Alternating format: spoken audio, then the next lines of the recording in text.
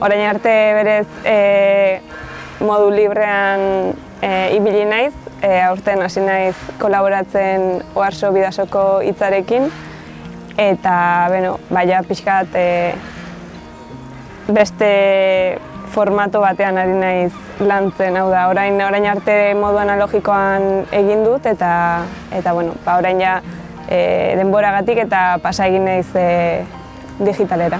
Txikitatik marraztu dut, ez dut ongi jakin, nuke jakingo esaten noiz hasi nintzen marrazten, baina badakit betidanik izan dudala boligrafo bat eta arkatza eta papera eskuan. Eta, egia da, etxean ez daukagula nolabait artistarik bere hortan, baina bai nire atautxik marraztu egiten zuen, eta, agian hortik, nik pentsatzen dut hortikan datorki dela pixkat hasiera hori, ez? Izugarrizko ilusio egin zidan kolaborazioetatik gain horrelako egutegi batean lan egitea, azkenean beste erronka mota bat zen, eta hori proposatu zidaten hasiera baten izan zen, 2022 garren urterako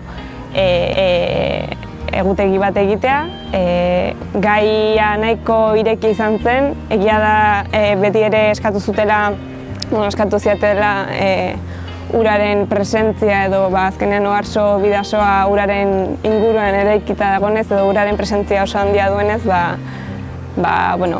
uraren elementu hori ateratzea, eta gero baita ere muga eta ez mugen arteko nola irudikatu genezaken hori edo nola, ez dakit, nahiko abstraktu izan ziteken, baina gaur egun oso presente dago gai hau. Egia da, gustatuko litzatekeela bakoitzak bere moduan interpretatzea.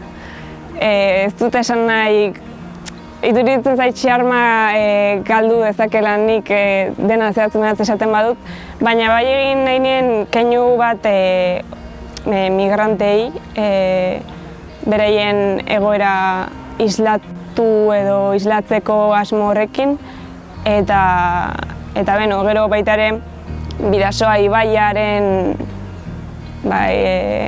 simbologia hori erabiliz ere korrontea zer den eta korrontearen kontra joateko joera hori gaur egun nik uste dute gehiago egin behar dena, eta hori irudikatu nahi izan nuen azken finean.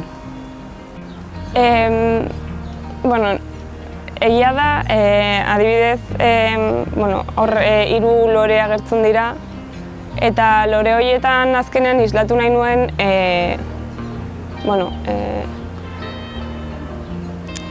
bizia, ez? Horregatik jarri diotain kolore bizia baita ere laranja dela, pixkat uraren urdin horrekin kontrastatu zezakena. Koloreak ere hasieratik banekin urdina hor agertu bertzela, uraren kolorea hori irudikatzeko. Eta gerora arrainek azkenean horre presentzia pixkat izateko, nahi izan nien eman kolore baita ere bizia zena, berde fosforito hori. Ez zirenak asko ikusten, ze irudiaren konposizio batik ere ez nien garrantzia berei eman nahi, arrain horiei edo. Eta gero eskuak azkenean baita ere irudikatu ditut beste testura bat erabiliz. Hau da, nik uste dut fijatuz gero edo marrazkia bere hortan bai urak eta baita lorek ere testura edo antzekoa dutela, eta gero desberdina edo iruditik ateratzeko eskuei beste testura bat eman nien.